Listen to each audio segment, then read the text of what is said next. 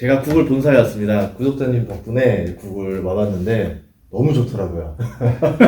그래서 마음이 조금 자꾸 이런 생각이 들었어요. 실리콘밸리에 취업하고 싶다. 연봉 듣고 나니까 안 되겠더라고요. 유튜버 소용없다. 뭐 덕분에 구글 직원인데 덕분에 그 유튜버 크리에이터로 많이 벌어주신 덕분에 제가 월급을 하고 있습니다. 아, 생각해보니까 저도 그렇죠. 구글 직원이네요. 그렇죠. 그렇게 볼 수 있죠. 네. 본사에 왔는데 덕분에 이제 구경도 많이 하고 건물이 100동이 넘더라고요. 네, 저까지 카운트는 안 해봤는데 뭐 네. 이제 저희가 마운틴 뷰에 있는데 한 100개는 좋게 될 겁니다 아마. 네, 그래서 저희가 이제 구글에 대해서 한번 좀 이야기를 좀 알아보고 싶고, 실제로는 구글뿐만 아니라 빅테크 상관왕이시잖아요. 그래서 오늘 한번 이제 실리콘밸리에 대한 이야기를 한번 들어보도록 하겠습니다. 자기소개 한번 부탁드릴게요. 네, 반갑습니다. 저는 홍성호라고 하고요. 여기서 영어 이름은 션이라고 쓰고 있습니다. 현재 구글에서 화질 평가를 하고 화질을 개선을 하는 카메라 화질을 개선하는 그런 일을 하고 있습니다. 아, 예. 그럼 실리콘밸리에 온 시기는 언제쯤 되세요? 제가 실리콘밸리에 2016년에 그때 애플로 조인을 했었고요. 네. 애플로 오면서 그때 처음으로 실리콘밸리에 왔습니다. 그러면 실리콘밸리에 온 게 막 아주 오래되진 않으셨네요. 7년 됐네요. 그럼 이제. 다른 곳에서 일하시다가 온 건가요? 그 전에 제가 2016년에 실리콘밸리에 오기 전에 그 전에는 캐나다에서 블랙베리라는 회사 아시나요? 아, 알죠. 예, 네네. 예, 블랙베리라는 스마트폰을 만드는 회사 캐나다에 있었는데 캐나다에서 한 8년 정도 근무를 했었고요. 캐나다 가기 전에는 한국에서 한 5년, 한국에서 4년 정도 일을 했었습니다. 아, 그러면 블랙베리 이야기부터 한번 해보도록 할까요? 블랙베리에서 처음 근무하신 게 몇 년도쯤이세요? 그게 2009년이었습니다. 사실 2008년에 아. 제가 캐나다를 처음 갔었는데 예. 그때는 제가 블랙베리를 기술 지원하러 주재원으로 갔었고요. 그러다가 2009년에 블랙베리에 옮겨서 일을 시작했습니다. 근데 블랙베리 하면은 예전에 피처폰이라고 부를까요? 뭐 모토로라, 네, 노키아, 네. 블랙베리 3대장 있었던 거죠. 그때쯤. 블랙베리가 그때부터 스마트폰이었죠, 사실. 스마트폰이었어요? 많은 분들이 스마트폰의 시초를 애플 아이폰을 알고 계시는데 예. 물론 아이폰이 가장 많이 대중시킨 건 맞고요. 그 전에 아이폰이 나오기 전에 스마트폰의 대명사라고 하면 사실 블랙베리였습니다. 사실. 그럼 애플에 와서 하신 일이 어떤 거였어요? 당시에 제가 왔을 때 아이폰 7이랑 10을 출시하기 좀 전이었고 네. 그때 이제 딱 와서 보니까 만들고 있더라고요. 네. 처음으로 그 카메라 2개 달린 아이폰 10 처음으로 이제 그 듀얼 카메라, 멀티 카메라 들어간 제품이었는데 거기에 폰 카메라의 화질을 또 개선하는 그런 일을 했었고 그 중에서 특히 아이폰 10에 처음으로 폴트리 모드라고 하고 한국말로는 이게 인물 모드라고 하나요? 그걸 제가 맡아서 화질을 튜닝이라고 하는데 뭐냐면 샤프니 좀 더 먹이고 예를 들면 폴트리 모드 같으면 배경을 얼마나 흐리게 할 거고 또 경계 부분은 얼마나 좀 흐리게 해서 좀 네. 자연스럽게 보이게 할 건가 뭐 이런 것들을 튜닝하는 걸 제가 했었고요. 그냥 단순하게 그냥 찍는 게 아니라 여기서 뭔가 좀 후보정 같은 게 있는 건가요? 네, 맞습니다. 아. 그래서 예를 들면 뭐 많은 분들이 아시겠지만 예. 그 페이스 디텍션, 그러니까 얼굴 인식 같은 게 있잖아요. 예. 그래서 DSLR 같은 경우는 이게 얼굴이건 예. 뭐 이런 컵이 됐건 뭐가 됐든 간에 그냥 초점 맞춰가지고 있는 그대로 찍습니다. 예.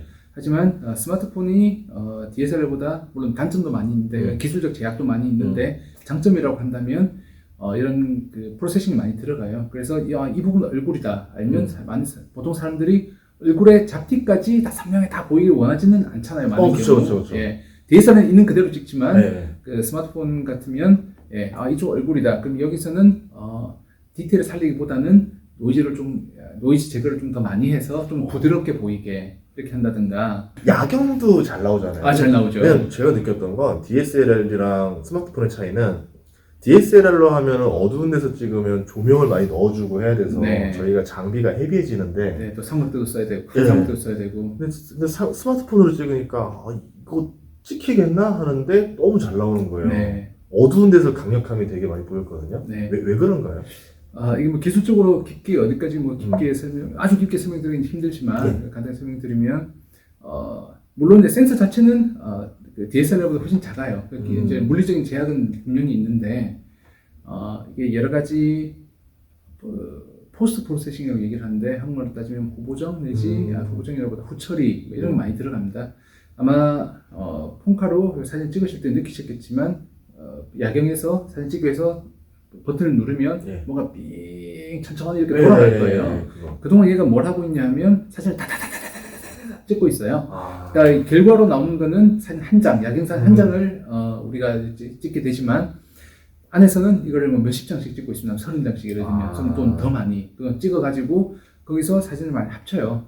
이런 걸 그 컴퓨테이셔널 포토그래피라고 얘기를 하는데 여기서 여러 사진을 합침으로써 노이즈를 죽이기도 하고 또는 어떤 부분은 이 사진이 이 부분이죠. 여기는 이 부분은 이 여러 장 중에서 10번째 사진이 여기가 제일 좋아. 여기서만 딱 가져오고 그러니까 좋은 걸 고르든가 아니면 합쳐가지고 더 좋게 만들든가 이런 기술들이 들어갑니다. 그럼 앞으로 이 영역이 무궁무진하게 발전할 수 있는 영역이네요. 네, 아주 무궁무진하게 네. 발전할 수 있습니다. 그리고 사실은 개인적으로는 조금 걱정도 되는 게 제가 하는 일이 샤프에서 얼마나 올려야 될까, 얼마나 올려야 유저들이 좋아할까, 그리고 톤을 얼마나 조절해야 될까 이런 일을 하고 있는데 어쩌면 AI로 대체될 수도 있겠다. 아.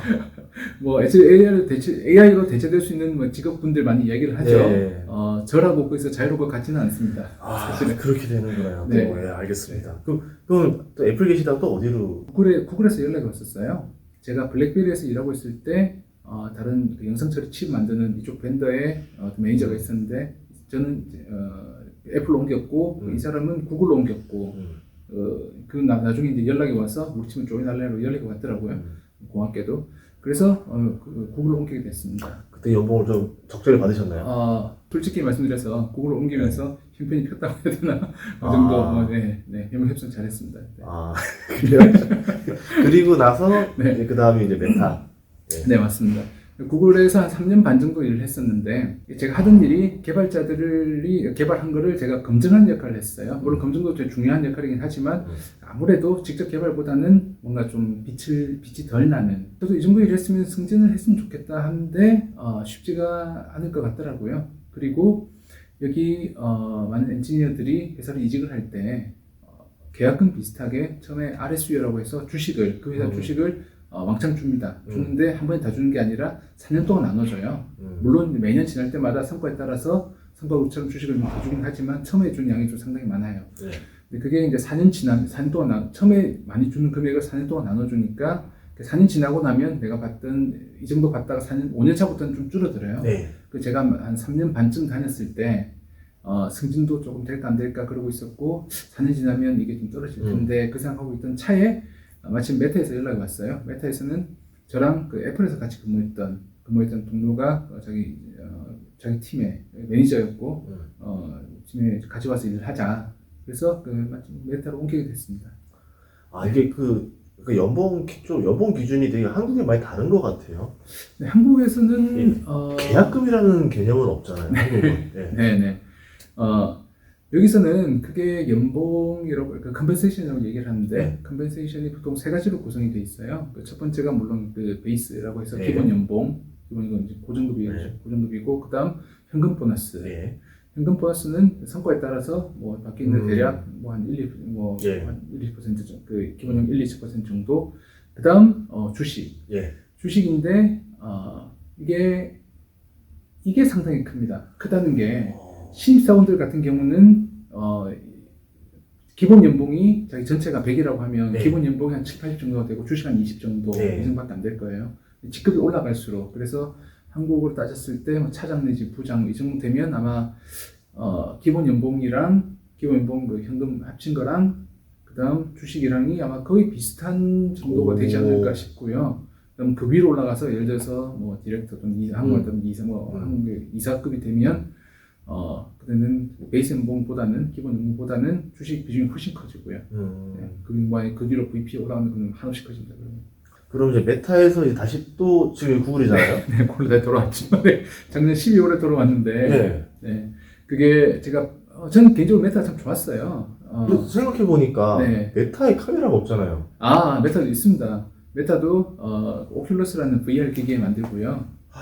느끼는 거. 네, 맞습니다. 거기도 카메라가 들어가고, 그 다음 또 재작년에 레이반 스토리라고 해서 요 글래스. AR 글래스. 네, 맞아요. AR 글래스 맞습니다. 아시네요. 네. 지금 왜냐면 그게 또 붐이잖아요. 뭐 애플 글라스, 무슨 글라스. 맞습니다. 아직 나오진 않았지만. 거기도 카메라가 들어가고, 제가 말씀드릴 수는 없지만, 그 외에도 많은 이제 메타에서 이런저런 그 프로덕트의 카메라를 넣어서 개발하고 있고요.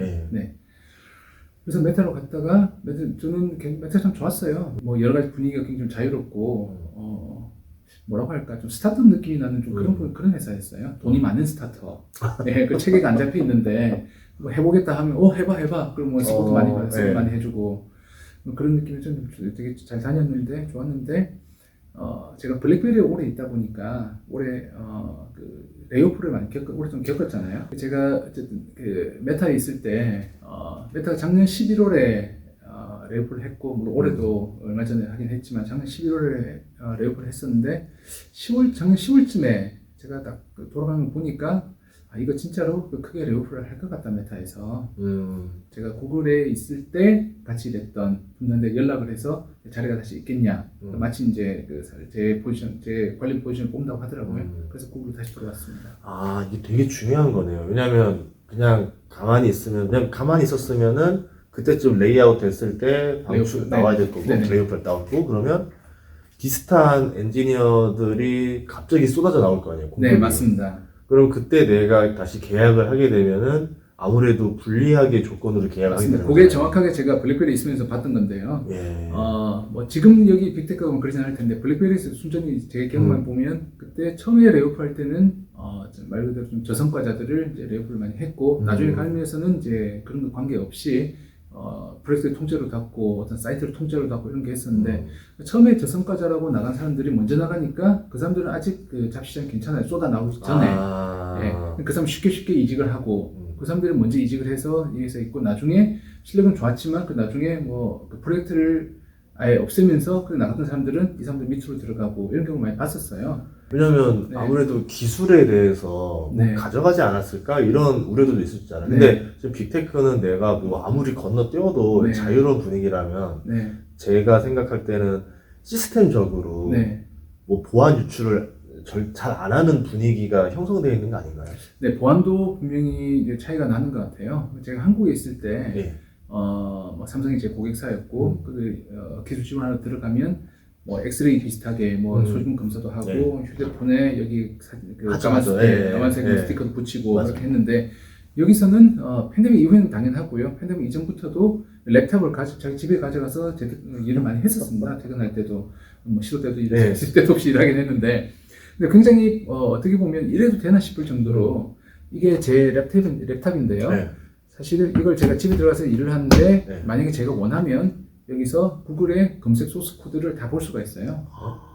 만약에 그러다가 내가 다른 경쟁사를 유출을 시켜버리고 막 그렇게 되면 난리가 날 수 있는 거 아니에요? 회사가 난리 나기 전에 이제 그러기 전에 내 인생이 난리가 날 각오를 해야 되죠. 그런 시스템이 딱 돼 있구나.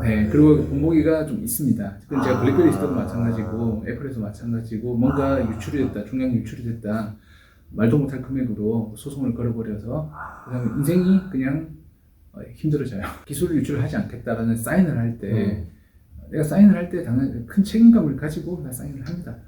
어떻게 보면은 나도 나의 직업에 대해서 어떤 책임 의식이 있는 거고 그럼으로 인해서 서로 거래가 되고 또 이 실리콘밸리라는 데가 어떻게 보면 좀 약간 좁죠. 맞습니다. 굉장히 좁습니다. 그러니까 여기서 소문 한번 잘못 나면 그냥 가는 거기 때문에 말씀드렸듯이 제가 회사를 옮길 때도 제가 좀 뽑아주세요라고 해서 기업인 찾아보고 옮긴 게 아니라 소개를 받아서. 그렇죠. 저 생각해보면 그러네요. 잠깐만, 공채라는 게 있어요, 여기도? 공채라는 개념은 전혀 없습니다. 그러면 내가 어떻게 지인이 없으면 취업도 어렵다는 거 아닌가요? 힘듭니다. 그게,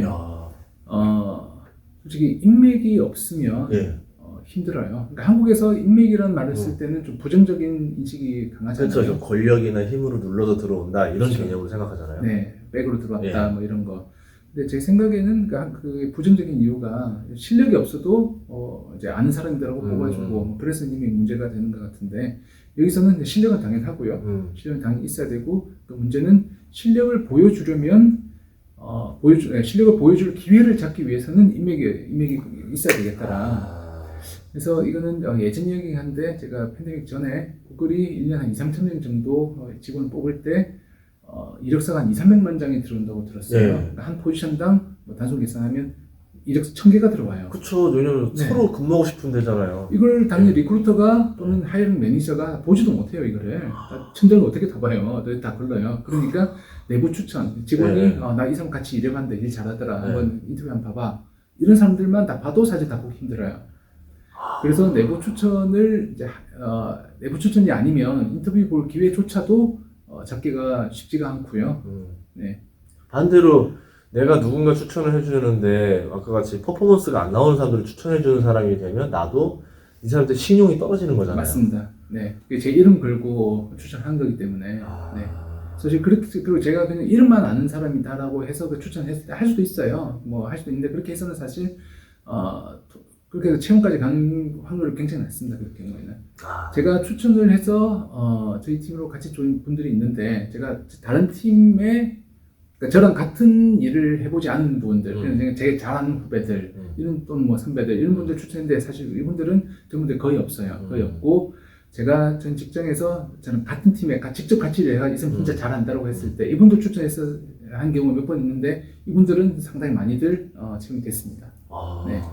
어쨌든 이게 내가 몸값이 높다라는 거는 그만큼 협상도 잘했고 타이밍도 좋았고 그만큼 그 회사가 원하는 실력도 갖추고 있고 이런데 네. 그러면 제일 피크로 찍어봤을 때 아마 최근이 제일 피크셨겠죠? 개인적으로 네, 맞습니다. 네, 그럼 피크를 찍었을 때 대략 어느 정도쯤이라 예상해보면 될까요? 그뭐 제 개인 그보다는 대략 일반적으로 좀 말씀을 드리고 그것도 지금 왜냐하면 지금 네. 실리콘밸리로 들어오고 싶어하는 우리나라 네. 청년들이 많은데 네. 그 이야기를 해주면 이 친구들이 확실히 좀 알 수 있을 것 같아요. 네. 대략 그 소프트웨어 엔지니어 기준으로 이 지역, 지역마다 차이가 많이 같은 회사라도 지역마다 차이가 많이 나고 또 소프트웨어 엔지니어냐, 하드웨어 엔지니어냐 또는 뭐 다른 엔지니어에 따라서도 차이가 많이 납니다. 감안하시고 소프트웨어 엔지니어 기준으로 신입사원 같으면 토탈 컴펜세이션 아까 말씀드렸던 뭐 현금이랑 주식을 다 합해가지고 한국 돈으로 한 2억 정도 신입사원 경우에 한 2억 그리고 이게 직급이 좀 올라가면 당연히 기본 연봉은 조금씩만 늘고 주식 비중이 좀 많이 높아져요. 그래서 한국으로 따질 때 한 차장 내지 부장급 정도 되면 그 비율이 비슷해지는데 그러니까 현금이랑 주식은 비중이 대략 비슷해지는데 그래서 한국 말씀드리기 좀 그런데 한국도 따지면 한 5억 정도? 근데 연봉으로 왜냐면 이게 샌프란시스코 물가가 워낙 비싸가지고 네, 맞습니다. 2억 정도면 이게 예를 들어서 뭐 쉽게 얘기해서 한 2명의 초등학생 자녀를 두었다. 네. 그러면 생계가 좀 어좀 낫나요, 돈이? 이게 그 코로나 이전에 저희들 이쪽 네. 지역 사람들끼리 얘기를 할 때 하던 얘기가 한 20만 불이면 지금 환율생 한 2억 5천 정도 대략 그 정도 되죠. 이 정도면 4인 가족 기준으로 결혼 안 사는 게 당연히 뭐 충분하고요. 결혼하는 본인만 있으면 충분한데 4인 가족 기준으로 한 20만 불이면 이게 아주 여유 있진 않더라도 그래도 가끔 여행 다니고 뭐 애들 그래도 뭐 학원 하나 보내고 뭐 피아노가 됐건 뭐 운동이 됐건 한 개 정도 하면서 뭐 할만하다 한 게 20만 불이거든요. 물가가 살인적이구나. 그게 팬데믹 전이니까 팬데믹 이후에 아시잖아요. 엄청 물가가 올랐잖아요. 올랐는지. 그러면 저는 25만 불은 돼야 되지 않을까? 와. 그래야 생가족이 그래도 뭐 할만하지 않을까? 그러면 이제 뭐 아까 말씀하신 대로 차장 부장급 해서 이제 한 5억 원 정도 된다 하더라도 막상 이게 지금 물가 생각해 보면 저축할 수 있는 금액이 아주 많다라고 볼 수도 없겠네요. 네, 맞습니다. 그리고 상당 부분이 주식으로 나오기 때문에 보통 어떻게 하냐면 기본 연봉은 생활을 다 쓰고요. 어떤 좀 모자르게 합니다. 경우에 따라서는 모자르게 하고 필요하면 이제 모아놨던 쌓아뒀던 주식들, 받아놨던 주식들 그걸 팔아가지고 어디 하고 뭐 더 쓰고 이렇게 합니다. 예전에 그때 몇 년 전에 뉴스 나왔던 게 여기 실리콘밸리 렌틀비가 하도 비싸서 여기 다니는 직원들인데도 불구하고 어디 캠핑카 같은 데 빼놓고 잠잔다고. 사실 팬데믹 이후에는 못 봤는데요. 네. 그 전에는 캠핑카 몇 개 봤습니다. 몇 개 아주 많지는 않은데 몇 개 있었습니다 진짜로. 그러니까 회사에서 일단 삼시세끼 밥이 다 나오고요. 네. 샤워실이 있고 이제 세탁기 빨래방도 있어요. 네. 빨래방도 있고 뭐 이제 운동시설 짐도 있고 그러니까 운동할 수 있게 이것도 있고 뭐 여러 가지 다 있다 보니까 뭐 딱히 이렇게 뭐 캠핑카 있습니다. 그리고 물가 잠깐 얘기했었는데 렌트비가 요즘 같으면 한 적어도 한 4,000불? 가족들이 그러니까 혼자가 아니라 가족 살려면 월에 4,000불. 한국 돈 하면 500만 원 좀 넘죠. 네, 한 달에. 좀 더 학군 좀 좋다. 여기도 학군이 많이 있어요. 학군 좋다 한 데는 한 5,000불 쉽게 가고 한 달 매달 나가는 게. 예. 그러니까 왜 한 달에 한 세금 떼고 1만 불을 집으로 가져온다고 해도 네. 절반 정도가 렌트비로 나가고 나머지로 생활해야 되는 거라서 그렇게 뭐 여유가 있지는 않습니다. 근무가 저희 뭐 회사 보면 뭐 일주일에 40시간 뭐 이런 식으로 다 정해져 있는데 여기 그런 게 있나요? 아니 그런 데 전혀 없습니다. 그거는 구글뿐만 아니라 제가 블랙베리에서도 마찬가지고 애플 메타 다 마찬가지인데 회사가 나를 채용을 해가지고 네. 나를 뽑을 때 네. 기대한 거는 저 친구가 40시간 있으면서 일을 하겠지 이걸 기대하는 게 아니라 언제까지 기간 내에 이런 성과를 내겠지 이걸 기대하고 저를 뽑은 거기 때문에 제가 기대를 충족시킨다는 거는 40시간 일하는 게 기대 충족이 아니고 예, 그 정해진 기한 내에 성과를 만들어내서 그걸 딜리버리 하는 게 그게 목표고요. 그거를 제가 하는 한 회사에서 뭐 오늘 9시 출근했는데 9시 5분 늦었네 아무도 체크 안 합니다. 그럼 내가 일주일 내내 출근 안 해도 상관없는 거예요? 뭐 이론적으로는 그렇죠. 근데 이제 안 할 때는 그래도 매니저한테 이야기는 하고 매니저는 오케이 하면 뭐 괜찮죠. 여기는 그러니까 근무 시간의 개념이 아니라 네. 성과를 냈냐 안 냈냐의 개념으로 딱 그게 본다는 맞습니다. 거죠. 네. 하지만 이제 아무리 그래도 성과를 내기 위해서는 협업이 중요하니까 그래도 기본적으로 다른 사람 나와서 일할 때 나도 나와서 일을 해야 회의를 참가하고. 뭐 그런 건 있지만 어쨌든 제일 중요한 거는 기한 내에 결과를 내놓는 게 그게 제일 중요하죠.